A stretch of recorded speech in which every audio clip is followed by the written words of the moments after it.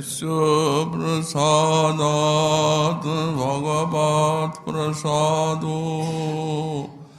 यस्यप्रसादान्नगति कुतोऽपि ध्यायं स्तुवं स्तस्य यशस्त्रिसन्ध्यं वन्दे गुरो श्रीचरणारविन्दम् आजानुलम्बितभुजौ कनकावदातो सङ्कीर्तनैकपितरौ कमलायताक्षौ विश्वाम्बरौ द्विजवरौ जुगधर्मपालौ वन्दे जगत्प्रियकरौ करुणावतारौ नमस्त्रिकालसत्याय जगन्नाथसुताय च सवृताय सपुत्राय सकलत्राय ते नमः वरेहापीडाभिरामं मृगमदतिलकं कुण्डलाक्रान्तगण्डां कञ्जाक्षं कम्बुकण्ठां स्मितसुभगमुखं स्वाधुरेन्नस्तवेणुं श्यामं शान्तं त्रिभङ्गं रविकरवसनं भूषितं वैजयन्त्या वन्दे वृन्दावनस्थं युवतिशतवृतं ब्रह्मगोपालवेशम् तप्तकाञ्चन गौराङ्गी राधे वृन्दावनेश्वरी वृषभानुसुते देवी तं नमामि हरिप्रिये मूकं करोति वाचालं पङ्गुं लङ्घयति गिरिं यत्कृपातमहं वन्दे परमानन्दमाधवाम् वाञ्छाकल्पतरुभ्यश्च कृपासिन्धुभ्य एव च पतितानां पावनेभ्यो वैष्णवेभ्यो नमो नमः हरिभक्ति पराजित हरिनामपरायणा दुर्वृत्ता वा सुवृत्ता वातिसाङ्गनित्यं नमो नमः नमः धर्माय महते नमो कृष्णाय वेधुषे ब्राह्मणेव नमस्कृत्य धर्मान् भक्षे सनातनान् नारायणं नमस्कृत्य नरं चैव नरोत्तमं देवीं सरस्वतीं व्यासं ततो जयोमुदीरयेत् जय रूप सनातन भट्ट रघुनाथ श्रीदेव गोपाल भट्ट दास रघुनाथ ऐसा गोसाई करे चरण वंदन जहाँ हईते विघ्ननाश भीष्ट पुराण दुर्गमे पथिमेन्धश्चास्कलत्पादगतिर्मुहुः सकृपाजुष्टिदानेन सन्त सन्तो अवलम्बनम्।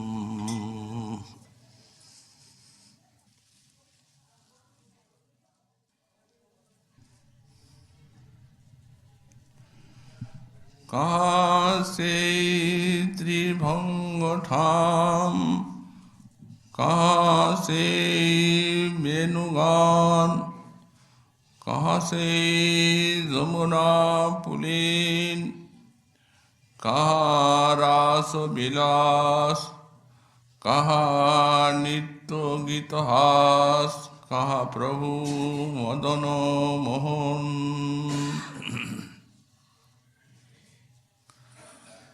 कलि पावन अवतार শ্রী শ্রী গৌরাঙ্গ মহাপ্রভুর ঐকান্তিক করুণা ভাজন গৌড়ীয় বৈষ্ণবাচার্য পরম পূজ্য পাদ শ্রী শিল কবিরাজ গোস্বামী চরণ তাঁর শ্রী শ্রী চৈতন্য চরিতামৃতে মধ্যলীলা দ্বিতীয় পরিচ্ছেদে শ্রীমন মহাপ্রভুর পরম রহস্যময় সুগম্ভীর গম্ভীরা লীলার সূত্র ব্যাখ্যা করছেন। শ্রীমন মহাপ্রভু জগন্নাথ মন্দিরে যে আর শ্রী জগন্নাথ দেবীর দর্শন লাভ করেছেন, অন্তরে কত কত ভাবের তরঙ্গ, সেই ভাবনিধি শ্রী গৌর সুন্দরের শ্রী শ্রী জগন্নাথের দর্শনে মনে হচ্ছে বিরোহিণী শ্রী শ্রী রাধারানীর ভাবে যে তিনি কুরুক্ষেত্রে আগমন করেছেন, সব গোপ গোপীগণ সঙ্গে সূর্যোপরাগে, এবং সেখানে শ্রীকৃষ্ণের দর্শন লাভ করেছেন। শ্রীকৃষ্ণ তাদের সান্ত্বনা দিয়েছে, কিন্তু রাধারানীর ভাবী শ্রীমন মহাপ্রভু শ্রী শ্রী গোবিন্দের সান্ত্বনায় অন্তরে চিন্তা করেছেন যে তিনি তো মুখে অনেক কথা বললেন কাল আসবো, আর কোনোদিন এলেনই না।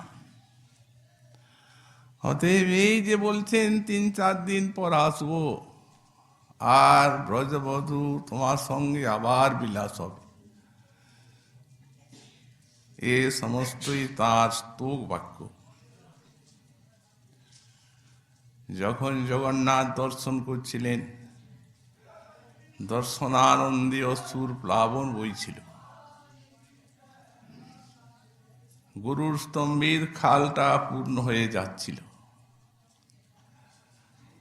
কিন্তু যেমনি গম্ভীরা এলেন তেমনি আবার সেই বিষাদে হৃদয় আকাশকে আবৃত করে তুলল। গুরু নানা ভাবগণ শিষ্য প্রভুর তনুমন, নানা নৃত্যে সতত নাচায়।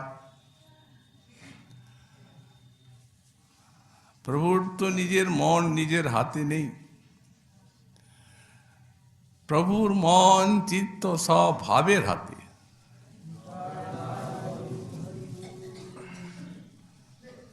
অতএব গুরু নানা ভাবগণ শিষ্য প্রভুর তনুমন, নানা রীতে সতত নাচায়। ভাবই হচ্ছে মহাপ্রভুর গুরু। গুরু যেন নিজের শিষ্যকে নানাভাবে নৃত্য করায়, তো তেমনি ভাব সমস্ত গুরুর মতো মহাপ্রভু চিত্তকে নাচাচ্ছে, নানাভাবে সতত নাচায়। এখানে সাধকগণের শিক্ষা যে এই যে উদগ্র ভাবনা, এই ভাবনাটি হচ্ছে সাধকের ভক্তি সাধনার মৌলিক সম্পত্তি। অভীষ্ট দেবীর লীলা, তার নাম গুণ ইত্যাদি একান্ত চিত্তে ভাবনা করতে করতে সেই ভাবনার সম্পত্তির এমন অদ্ভুত শক্তি যে সাধকের নন সম্মুখের থেকে মায়া প্রপঞ্চ যেন ধীরে ধীরে তিরোহিত হয়ে যায়। সব ইন্দ্রজালীর মতো মনে হয় এই বিশ্বের মায়ার সৃষ্টি। শ্রী গুরু বৈষ্ণবীর করুণায়, ভক্তি মহারানীর দয়ায় অনুকম্পায় তার স্থানে ফুটে উঠে শ্রী বৃন্দাবনের মধুময়ী সুষমা। তখন সাধক সেই রসময়ী বৃন্দাবনে রসময়ী লীলা স্মরণ মনন দর্শন করতে করতে আর কৃতার্থ হয়ে যান। আজ স্বয়ং ভগবান ব্রজেন্দ্রনন্দন রাধারানীর ভাবকান্তি অঙ্গীকার করে আর বিশ্ব সাধকগণকে এই মহাসত্যের শিক্ষা দিচ্ছে। ধ্রুবতারার মতো এই মহাপ্রভুর এই আদর্শে অনুপ্রাণিত হয়ে কোটি কোটি সাধক সাধিকা তারা ভাবরাজ্যে অগ্রসর হতে পারবেন। গম্ভীরায় ফিরে এসে বৃন্দাবনের কথা মনে পড়েছে। অবিরতই বৃন্দাবন, বৃন্দাবনের স্মৃতি। কুরুক্ষেত্রে তো বললেনই, জগন্নাথ মন্দিরে আপন ভাবে বলছিলেন, বৃন্দাবন গোবর্ধন সেই যমুনা পুলিন বন, সেই কুঞ্জে রাসাদিক লীলা, আর সেই ব্রজে ব্রজজন, মাতা পিতা বন্ধুগণ, বড় চিত্র তুমি এ কে মনে পাশরিলা, এসব তুমি কি করে ভুললে? সেই বৃন্দাবন গোবর্ধন যমুনা পুলিন, সেই মাতা পিতা বন্ধুজন, আশ্চর্য। এ তোমার দোষ নয়। মৃদুল স্নিগ্ধ করুন, তুমি মৃদুল স্নিগ্ধ করুন, অতএব তোমার কিছু নাহি দোষাভাস। তবে যে তোমার মন নাহি সরে বৃন্দাবন, এ আমার দুর্দৈব বিলাস। তোমার দোষ দিই না, এ আমার দুর্দৈবের দোষ। কারণ অবিস্মরণীয় মাধুর্য যেখানে, তুমিও যেখানে এতখানি নিবিষ্ট ছিলে, আজ তুমি ভুলে গেলে।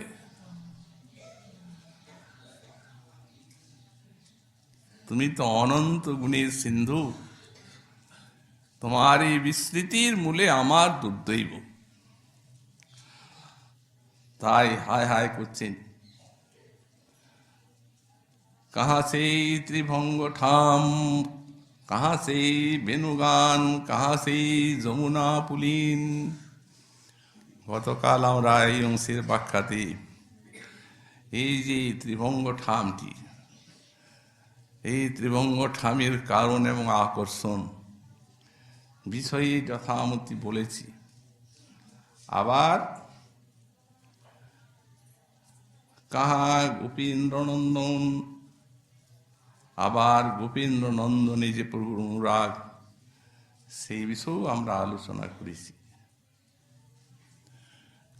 তারপরে বলছেন কাহা সেই যমুনা পুলিন, সেই যমুনা পুলিন কোথায়? যমুনা পুলিন একটি রহস্যময় গোবিন্দের মধুময়ী লীলা ক্ষেত্র। এই যমুনা পুলিন আমরা যা শাস্ত্র মহাজন বাণীতে দেখতে পাই। আমাদের সেই জয়দেব কবি যখন তার গীত গোবিন্দের মঙ্গলাচরণ করছেন, তখনই যমুনা পুলিনের কথা বললেন। মেঘৈ মেদুরমম্বরং বনভুব শ্যামস্তমাল দ্রুমুর্নক্তং ভিরুনয়ং তদিমম রাধে গৃহং প্রাপয় ইত্থং নন্দনিধি সতয়ু চলিতা প্রত্যত্ত কুঞ্জদ্রুমম রাধা মাধবয়ুর্জয়তি। এই যমুনা কুলের রহকিলয়,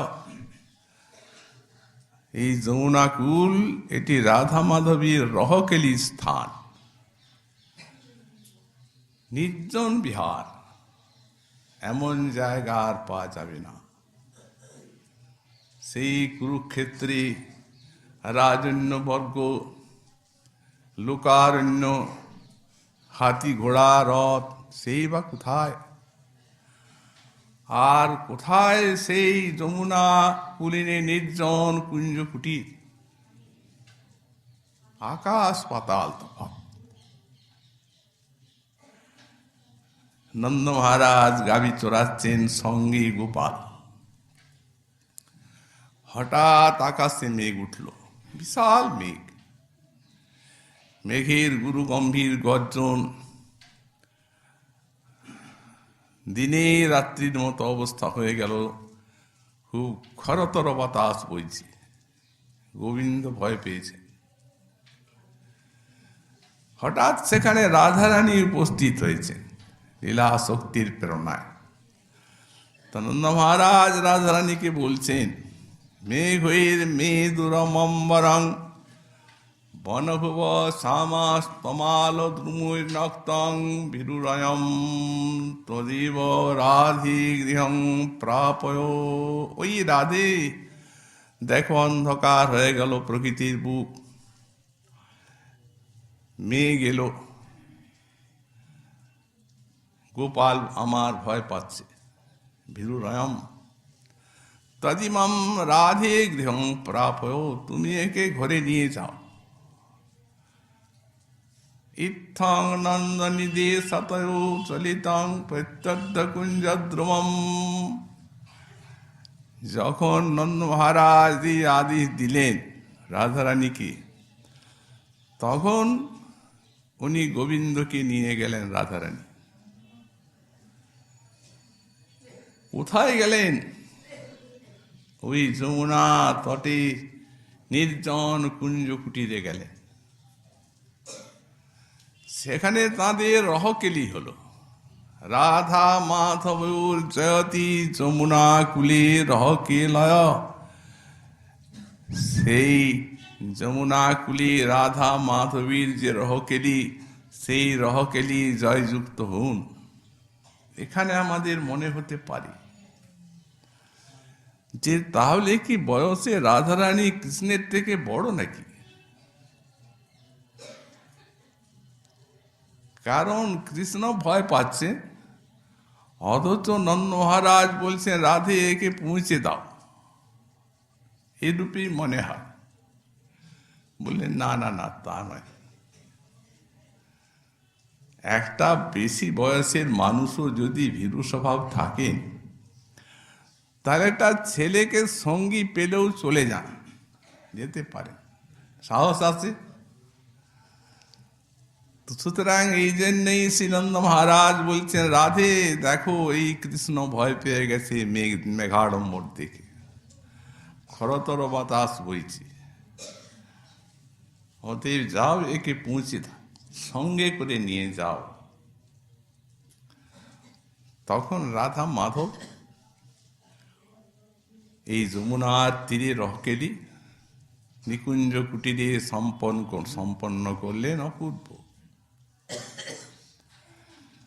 আরো একটা কথা এখানে জিজ্ঞাসায় আসতে পারি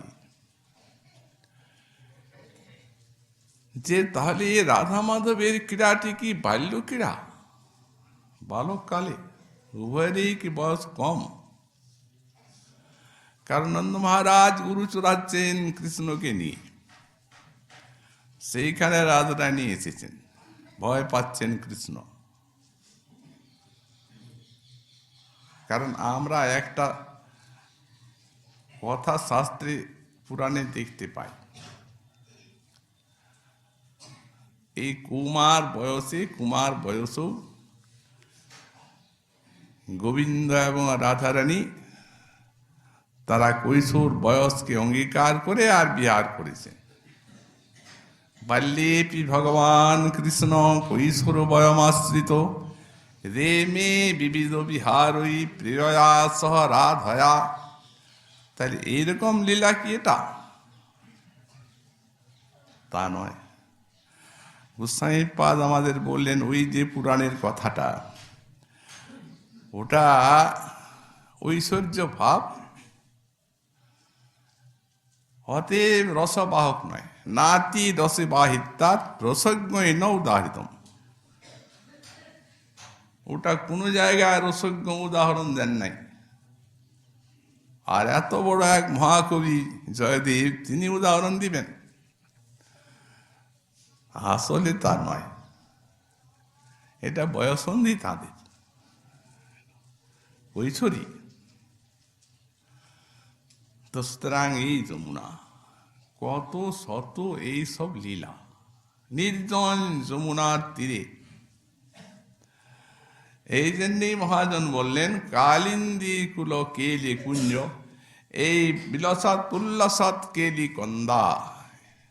রাধারানীকে বলছেন, রাধারানীর কথা বলছেন শ্রী প্রবোধানন্দ সরস্বতী পাদ রাধার সুধানিধি।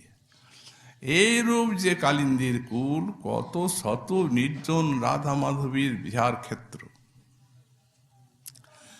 তো বলছেন যে সমস্ত কালিন্দীর কুলে বিহার,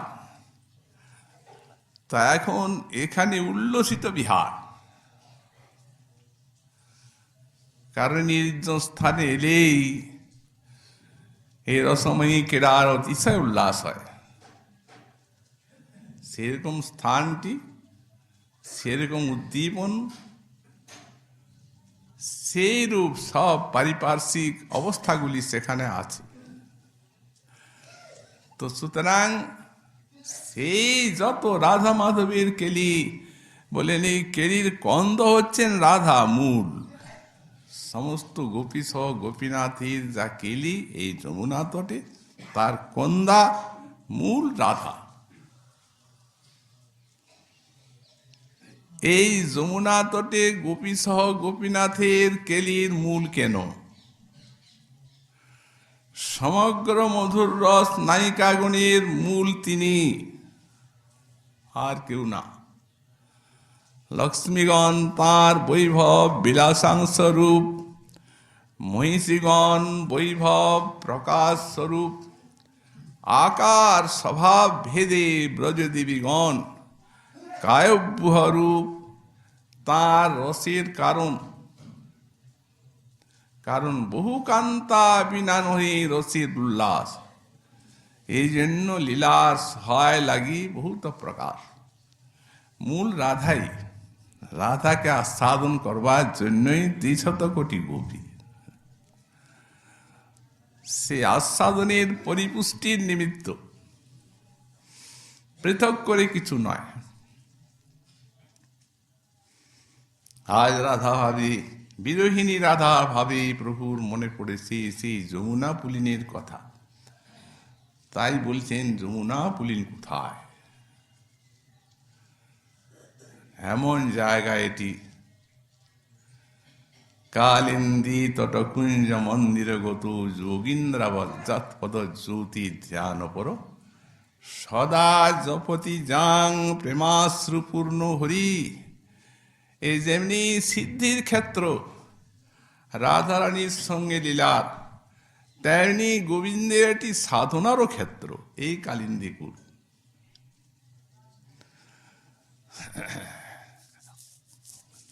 সংকেত কুঞ্জে আগমন করেছেন, রাধারানী আসবেন, দেরি হচ্ছে। তখন সে কালিন্দী তটকুঞ্জ মন্দিরগত যোগীন্দ্রাবাদ জাত পদজ্যোতি ধ্যান পর। যোগীন্দ্রের মতো বসেছেন, চিন্তা করছেন রাধারানীর আগমন, তাঁর চরণ যুগল ভাবছেন। হেঁটে হেঁটে তো আসছেন রাধারানী, যোগীন্দ্রের মতো সেই অপূর্ব রাধারানীর মাধুর্যময় চরণে ধ্যান এমন লেগে গেছে, সমাধিস্থ পদজ্যোতি ধ্যান করছেন, রাধে রাধে নাম জপ করছেন, নয়নে গলদস্রু ধারা বইছে। এমন স্থান এই যমুনাপুলিন রাধা মাধবীর বিলাসের সাধনার ক্ষেত্র। শুধু তাই নয়, সাধকেরও সেখানে মহাসাধনা আছে। প্রবোধানন্দপাদ বললেন, কালিন্দী সলিলে তৎকুচতটি কস্তুরিকা পঙ্কিলে স্নায়ং স্নায়মহু কুদেহ জমলম যজ্ঞাং কদা নির্মল। রাধা মাধবের এত মধুর বিলাস স্মরণের উপযোগী, মননের উপযোগী কি আমার চিত্তটা আছে?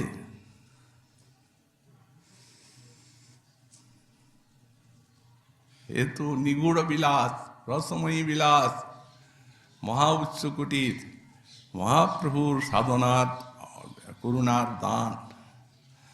তো বললে একটি সাধনা আছে, যান কালিন্দীর জলে। কালিন্দী সলিলে তৎকুচতটি কস্তুরিকা পঙ্কিলে। কালিন্দীর জল কেমন জানেন? রাধারানীর কুচতটিতে যে কস্তুরিকা আছে, সেই কস্তুরিকা স্নানকালে গোবিন্দের সঙ্গে জল বিহারকালে সেই কস্তুরিকা প্রক্ষালিত হয়ে যান এবং কালিন্দীর সলিল হয়ে যান কালো। সেই কস্তুরিকা পঙ্কিলে স্নানং স্নানমহুবু কুদেহ জমলম যজ্ঞাং কদা নির্মল। তাতে স্নান করে করে আর এই কুদেহ জমল আমি ত্যাগ করব, কারণ সুদেহ চায়।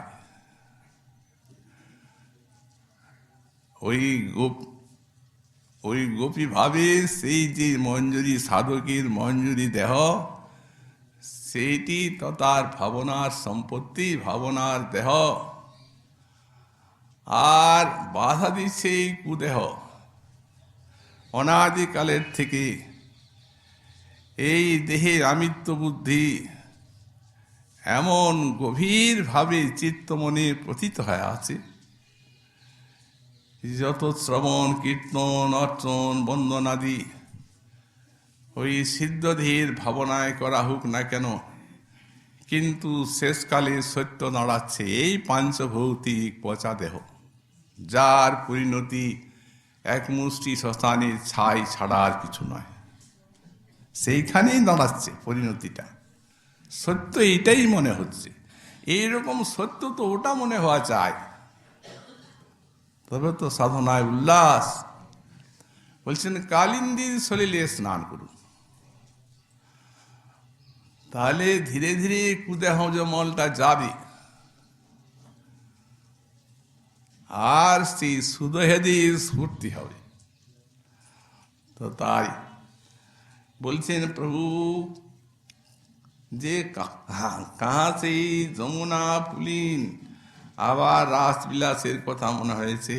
বলছেন কাহা রাস বিলাস, কোথায় সেই সর্বলীলা মুকুটমণি শ্রী শ্রী রাসলীলা বৃন্দাবনে। রাসলীলার সর্বস্বই তো রাধা। যেমন সব লীলার মুকুটমণি শ্রী শ্রী রাসলীলা, তেমনি এই রাসলীলার মূল দণ্ড হচ্ছেন তিনি স্বয়ং রাসেশ্বরী। গোবিন্দ তো রাস নায়ক, সব গোপীগণ হচ্ছেন রাস নায়িকা। আয়নার কর্তৃত্বে, তাদের সাহিত্যে এই মহারস ক্রীড়ার আরম্ভ, মধ্য, পরিসমাপ্তি। মহাজন বলেন এমন এই ক্রীড়া যে ভগবান সর্বময়, সর্বব্যাপী, সর্বশক্তিমান, অখণ্ড জ্ঞান শক্তি, যাকে সতত সেবা করছে, রাসের কথা মনে হলে তিনি আত্মহারা, নিজেকে মনেই থাকে না। শান্তি যদ্যপি প্রজ্ঞা লীলা তাস্তা মনোহরাহা। ভগবান বললেন, আমার এই যে গোপাল লীলা, এ কোনটা মনোহর নয়? সবই মনোহর লীলা।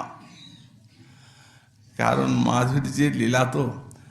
আর লীলার সঙ্গী যারা, তারাও মধুর, মাধুর্য মূরতি, মাধুর্যময় প্রেম।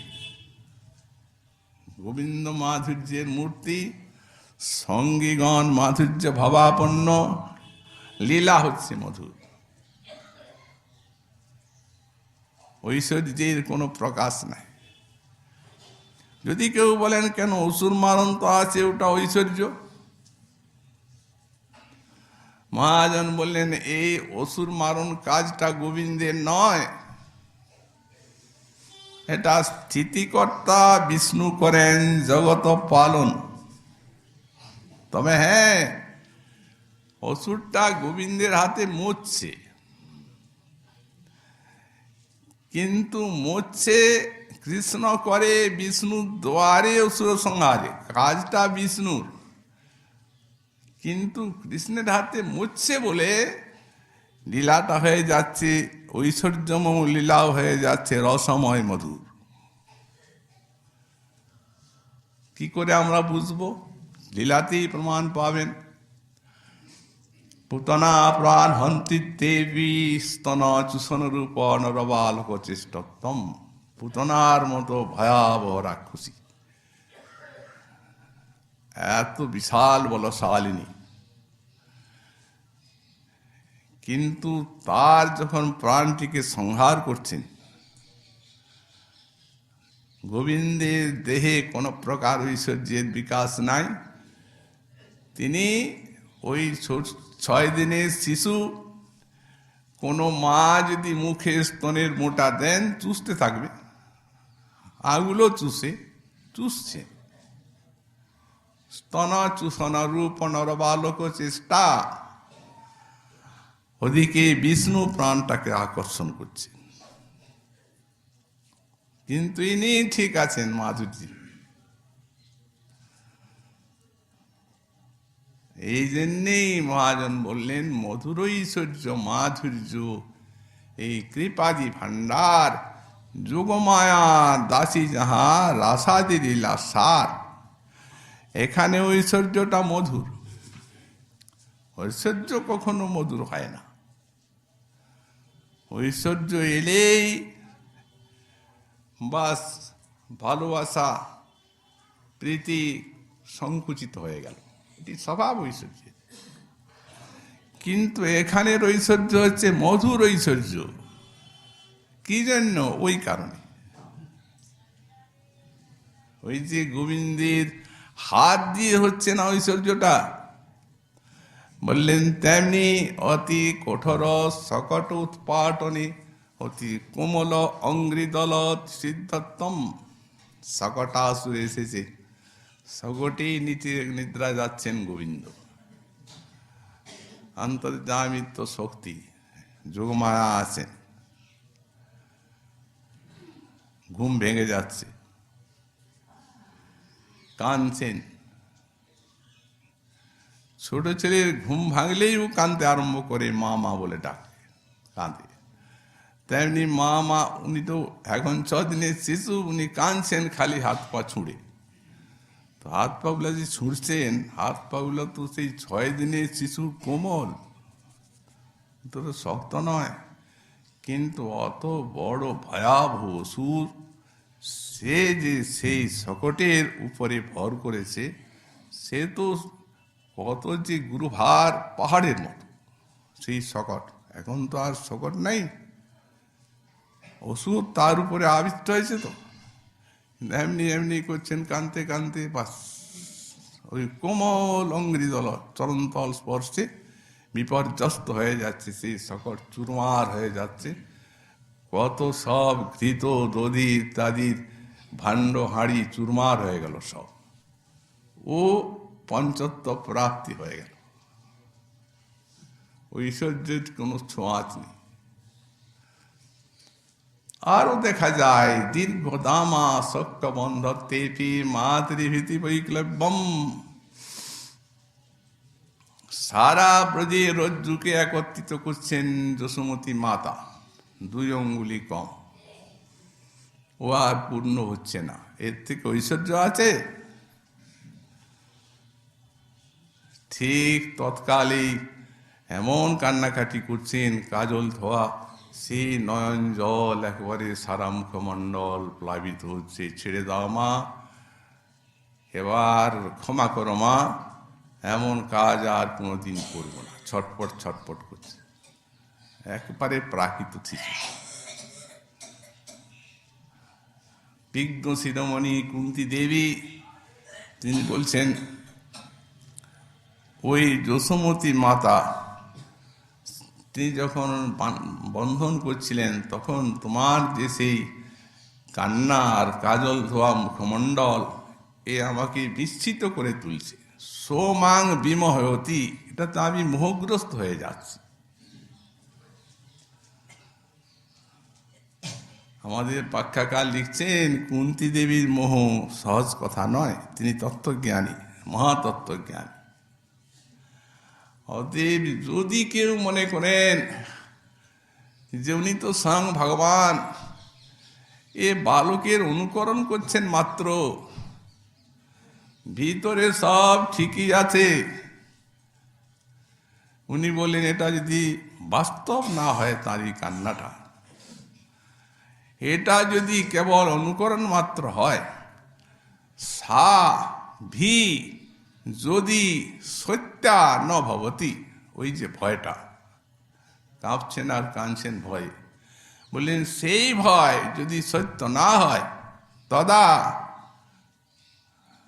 তস্যা কুন্তী দেব্যা মোহপিন সম্ভবেত, তার মোহ আসতেই পারে না কখনো, কারণ উনি বড় তত্ত্বজ্ঞানী। তাহলে এই যে ব্রজধাম আর ব্রজ পার্শ্বদগণ আর ব্রজের যে মধুময়ী লীলা, এই সমস্ত লীলা শক্তিতে ভগবানকে নিজের ছাঁচে ঢালাই করে নিয়েছে। আছে সব ঐশ্বর্য শক্তি, কিন্তু লীলা ক্ষেত্রে প্রকাশিত হওয়ার কারো ক্ষমতা নেই। এই জন্যে মধুর ঐশ্বর্য মাধুর্য কৃপাধি ভাণ্ডার যোগমায়া দাসী সমাধান করছেন উনি। কারণ গোবিন্দ যদি সমাধান করেন তাহলে তো ঐশ্বর্য এসেই যায়। এই জন্য যোগমায়া দাসী যাহা রাসাদি লীলা সার, এখানে বলে রাসাদি লীলা যার কথা বলছেন ওটা সারাত সার। তাই মনে হচ্ছে কাহা রাসবিলাস, সেই রাস বিলাস কোথায়? ভগবানও বললেন সব লীলা আমার মনোহর, কিন্তু নহি জানে স্মৃতে রাসে মনমে কৃতি সংভবেত, আমিও জানতে পারি না, যেদিন আমার রাসের কথা মনে পড়ে, রাসলীলার কথা, সেদিন মনটা আমার কেমন হয়ে যায়। সাধারণ মন নয় ওটা, ওটা হচ্ছে স্বয়ং ভগবান ব্রজেন্দ্র নন্দনের সেই সর্বজ্ঞতা, সেই অন্তর্যামিতা ইত্যাদি নিখিল শক্তির আধার যে মন, সেই মন। উনি কি কোনো একটা মানব নাকি যে মনটা কেমন হয়ে গেল, কিছু একটা ব্যাপার এলি? তা তো না। কেন এটা হচ্ছে?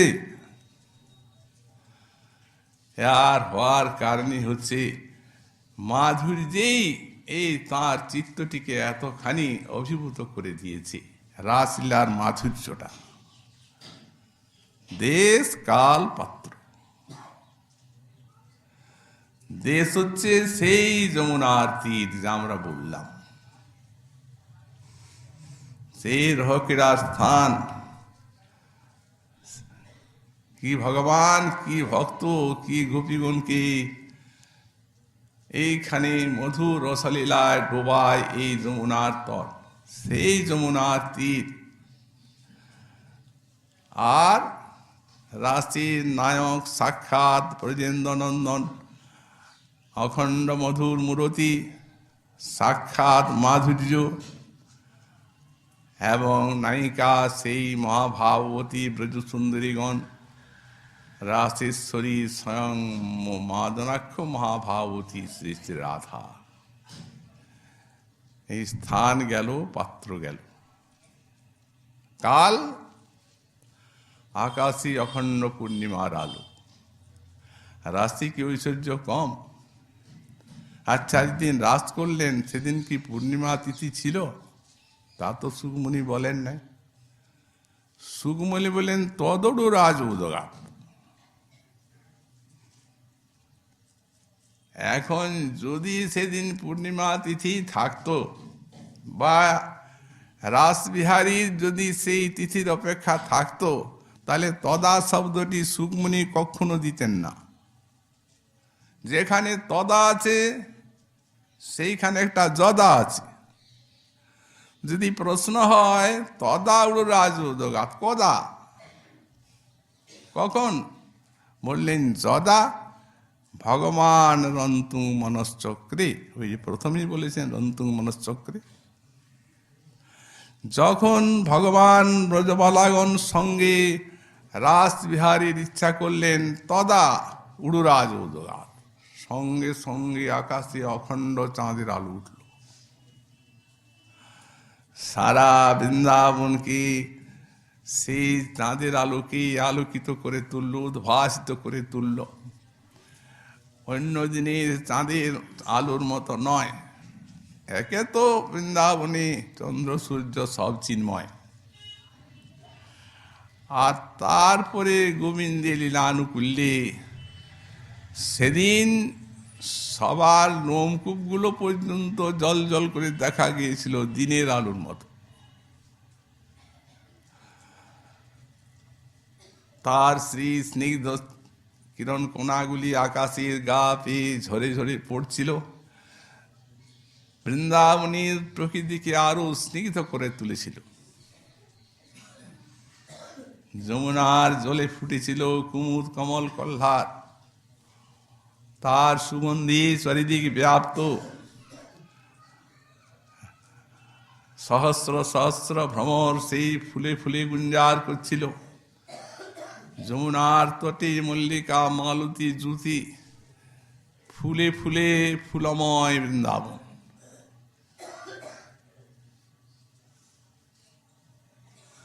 সে ফুলও চলেছিল মধুরীর ভ্রমর কুলির মধুর রসবিলাস, কোকিলের গান, ভৃঙ্গির ঝঙ্কার, মলয় সমীরণ। মল্লিকা মালতীর বুকে শিহরণ জাগাতে জাগাতে দিগন্তে প্রবাহিত হয়ে চলেছিল। এইরূপ পরিবেশের মধ্যে সেই ৩৬ কোটি গোপীর সঙ্গে গোবিন্দের মধুর রাসবিলাস, তাসাং মধ্যে দয়োর্দয়। দুই ব্রজসুন্দরী এক কৃষ্ণ, আবার দুই ব্রজসুন্দরী এক কৃষ্ণ, ৩০০ কোটি গোপী, তাসাং মধ্যে দয়োর্দয়, তাদের মধ্যে ওই দুই দুই গোপীর মধ্যে এক এক কৃষ্ণ। কারণ এক গোপীর কাছে এক গোপী হলে রসাভাস হয়ে যাবে। এক গোপী এক কৃষ্ণ, এক গোপী এক কৃষ্ণ, রসাভাস। কারণ কৃষ্ণেরও হাত যেন কৃষ্ণের হাতে না পড়ে, বাহু ধরাধরি হয়ে যাচ্ছেন তো, আর গোপীরও হাত যেন গোপীর কাঁধে না পড়ে। তাহলে গোপী দুই গোপী হলে দুই গোপী কৃষ্ণকেই পাবেন, আবার ওদিকে দুই গোপী কৃষ্ণকেই পাবেন। এই জন্য বললেন তাসাং মধ্যে দয়োর্দয়, দুই দুই গোপীর মধ্যে এক এক কৃষ্ণ বেষ্টন করলেন চারদিকে। মণ্ডলী মন্দে গোপীগণ করেন নর্তন, মধ্যে রাধা সহ নাচি ব্রজেন্দ্রনন্দন।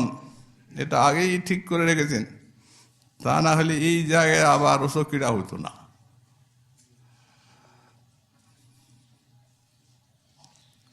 যদি ওই অন্তর্ধান লীলাটা রাসে না হতো, আর যদি কৃষ্ণ রাধারানীকে নিয়ে মাঝে নৃত্য করতেন, তাহলে গোপীর যে এই মহাভাব সিন্ধু, এতে অসূয়া তরঙ্গ উঠত, রাস ক্রীড়ার মতো মহাক্রীড়া হতো না। এখানে কোনো সঞ্চারী ভাব যেন না থাকে, হর্ষ ছাড়া, একমাত্র হর্ষ থাকবে, আর কিচ্ছু নেই। আর তা না হলে আস্বাদনের চমৎকারিতা থাকবে না।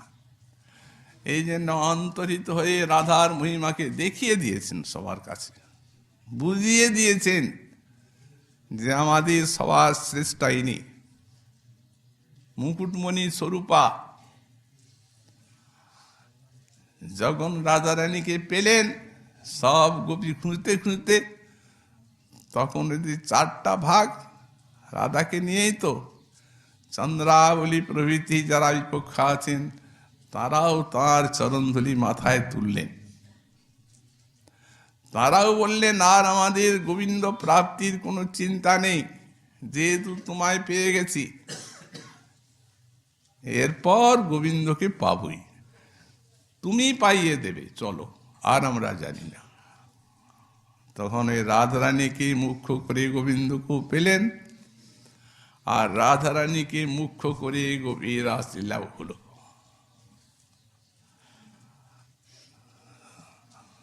সুকমণি তিনি পরকীয় ভাবে রাসলীলা বর্ণনা করেছেন, না সুকিয়া ভাবে করেছেন রাসলীলা বর্ণনাটা? তাই যদি হতো, তাহলে গোবিন্দ প্রথমে বলতেন, যাও ঘরে ফিরে যাও, পতি শুশ্রূষা করো, পতি সেবা স্ত্রীগণের পরম ধর্ম। সুকিয়া হলে এই কথা চলে? অতএব পরকীয়া ভাবের চরমে, এই মধুর পরকীয়া ভাবের চরমে রাসলীলা। পাদন্না से এখানে বললে, কাহা সে, কাহা রাস বিলাস, কাহা নিত্য গীত হাস। সে রাস বিলাসে নিত্য গীত হাস্যের একেবারে ছড়াছড়ি ছিল। 300 কোটি আভিরি নাগরী সঙ্গী, নিত্য রসে মগ্ন যুবরাজ। কত কত রাগ, কত কত তান, কত কত হাস্য, কত কত আনন্দ, কত কত উল্লাস। রবাব, মুরজির বাদ্য, কিন্তু যতই বাজনা বাজুক, 2টা ছিল শ্রেষ্ঠ। এর আসে বহু বাদ্যই বেজেছিল, কিন্তু 2টি ছিল সবার উপরে।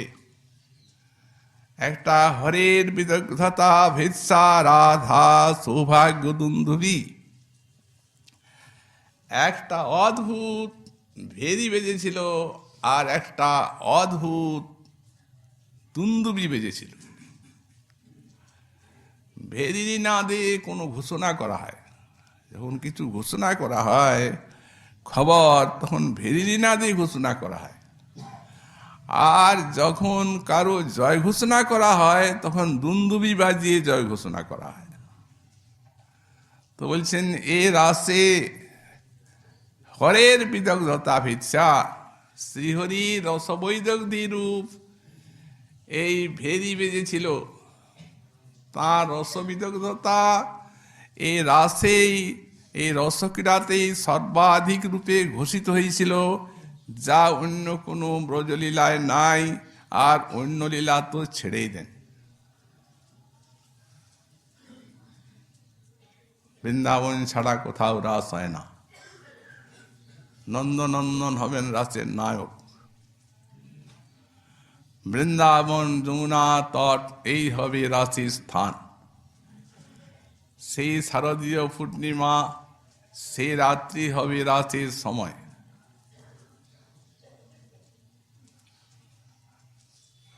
তাই রাসস্যাৎ ননাকে পি কিংফন ভূমিবর্ততে। রাস তো দেখেছিলেন দেবগণ আকাশে, সেখানেও তো অনেক নায়ক নায়িকা দেবগণের আছেন, অনেক সব, তারাও তো রাস করতে পারতেন। হয় না, রাস হয় না। এটা বৃন্দাবনের সম্পত্তি। আর ছেড়ে দেন স্বর্গলোক, পাঞ্চভৌতিক দেহ পচা, সব কিছুদিন বেশি বাঁচবে তারা এই যা উপাদান তো পঞ্চভূতেরই। কিন্তু যেখানে সচ্চিদানন্দময় স্থান, সেই বৈকুণ্ঠ রাস নাই, দ্বারকায় রাস নাই। বৈকুণ্ঠ তো অনেক কমলাগণ আছেন, নারায়ণ রাস করতে পারতেন, অনন্ত প্রকাশের ক্ষমতাও আছে। সাক্ষাৎ এই ব্রজেন্দ্র নন্দনী দ্বারকায় রাসের জন্য, বৃন্দাবনের জন্য কাঁদতেন। তো সেখানে তো 16,000 মহিষী আছে, এর আগে নাই তো রাস করতে পারতেন, কি অসুবিধা? হুসাইন বাজ বললে নৃত্য করতে পারেন, রাস হবে না।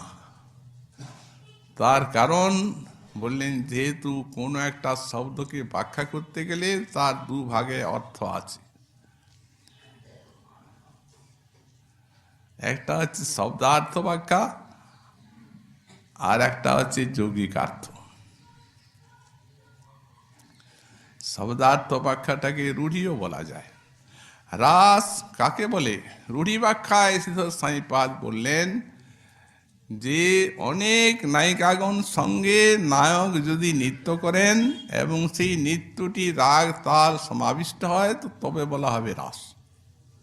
নটই গৃহীত কণ্ঠিনাং অন্যন্নাট্য করশ্রিয়াং নর্তকিনাং ভবেদ রাসো মণ্ডলী ভূয় নর্তনম। এটা তো স্বর্গও হবে, মণ্ডলী বন্দী নৃত্য করবেন, পরস্পর বাহুতে ধরাধরি করে রাগ তাল ইত্যাদি সমন্বিত হবে। দ্বারকায় তো হবেই, কিন্তু বলছেন না না, আর একটা যৌগিক অর্থ আছে। শ্রীজীব লিখলেন পরম রস কদম্বময় ইতি যৌগিক অর্থ। বললেন নাচলেই তো আর হবে না, রাসের উপাদানটা হচ্ছে আলাদা। এই উপাদানটার নাম হচ্ছে মহাভাব। মহাভাবতী সমস্ত গোপীগণ রাসের নায়িকা হওয়া চায়, আর মাদনাক্ষ মহাভাবময়ী শ্রী শ্রী রাধারানী রাশির মূলদণ্ড স্থানীয় রাসেশ্বরী হওয়া চাই, তবে রাস হবে। কেমন চমৎকারী তোমায় লীলা, কার না স্মৃতি জাগে? মহাপ্রভু আত্মহারা রাস সাত নাকে কি পুনঃভুজিবর্ততে। সুতরাং গোবিন্দেরও সেই বীরগতা রূপ ভেদি বেজেছিল, আর রাধারানীরও সৌভাগ্য রূপ দুন্দুরি বেজেছিল। সকলেই জানতে পেরেছিলেন রাধা তত্ত্বটি কি প্রকার। তাই সুকমণি মাধুর্য বর্ণনা করেছে, নিত্য মাধুরী।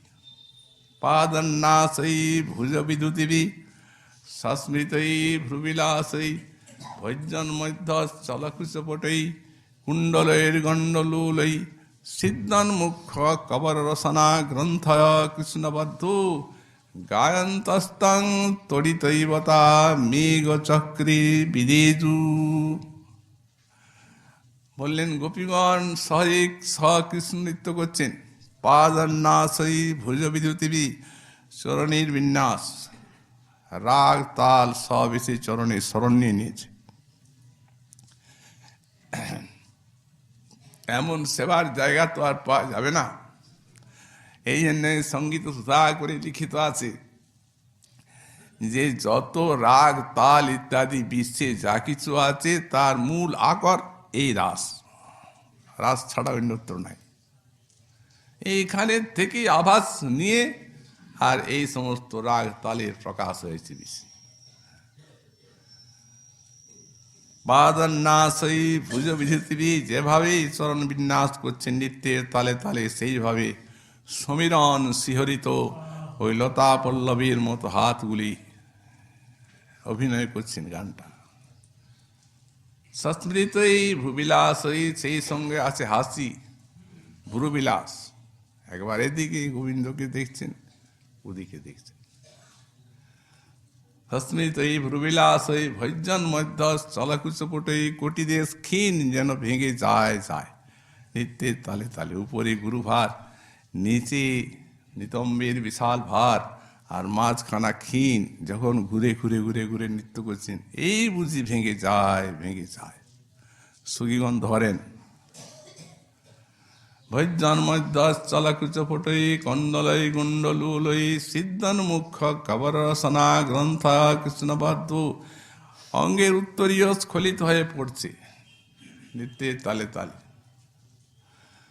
মুখে ওই ঘর পরিশ্রমের ঘর্ম, সোনার দর্পণে মুক্তাবিন্দুর মতো যেন বোঝা যাচ্ছে ৩০ কোটি গোপী।